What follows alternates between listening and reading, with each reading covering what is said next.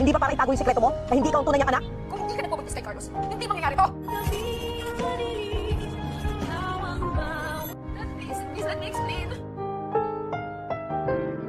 Ang susunod na programa ay rated PG. Ito ay nangangailangan ng gabay at gabay ng magulang para sa mga batang manonood.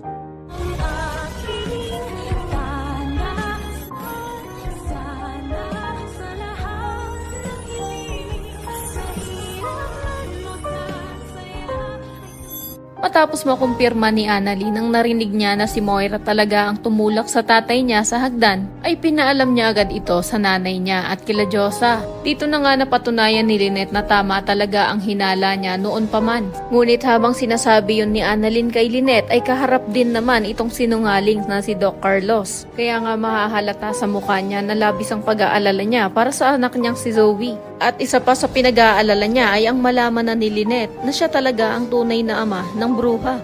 Dahil kapag nangyari ngayon ay siguradong wala ng kasalang magaganap. Samantala kinumpronta naman ni Robert ang peke niyang anak na si Zoe kung bakit nito tinago ang hard drive. Gayong ito ang nag-iisang susi para malaman nila kung sino ba talaga ang kriminal na nagtangka sa buhay niya. Pero panay lang naman ang emote nitong si Zoe at hingi ng sorry. Dagdag pa niya na hayaan daw siya ni Robert na magpaliwanag. Ngunit bigla namang dumating si Annalyn at sinabi na wala na daw mapapala ang bruha sa pagdadrama niya dahil sasabihin niya na daw sa tatay niya ang totoo na si Moira nga ang nag-iisang dahilan ng aksidente niya. Huli na sa balita itong si Annalyn dahil napanood na nga mismo ni Robert ang CCTV footage sa fire exit. Samantala sinisisi naman ngayon ni Moira si Zoe dahil pinakalat-kalat niya nga lang ang CCTV hard drive. At nagpakampante nga ito na kesyo binura niya na naman daw ang laman nun. Ngunit buwelta naman ni Zoe na hindi naman siya ang tumulak sa tatay niya sa hagdan. Muli namang ibinalik ni Moira ang sisi na kaya niya lang daw ginawa yon ay dahil nga para maitago ang sekreto ni Zoe na hindi naman talaga siya tunay na tanyag.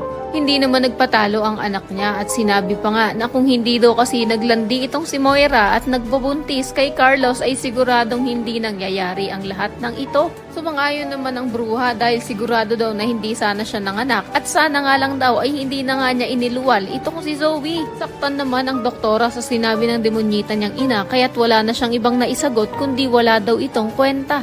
Kaya naman kung isa ka rin sa mga nagnanais na akuin na kasi nitong si Carlos si Zoe at ipagtapat niya na kay Lynette na siya nga ang tunay na ama nito, ay pakiclick naman ng like at subscribe button.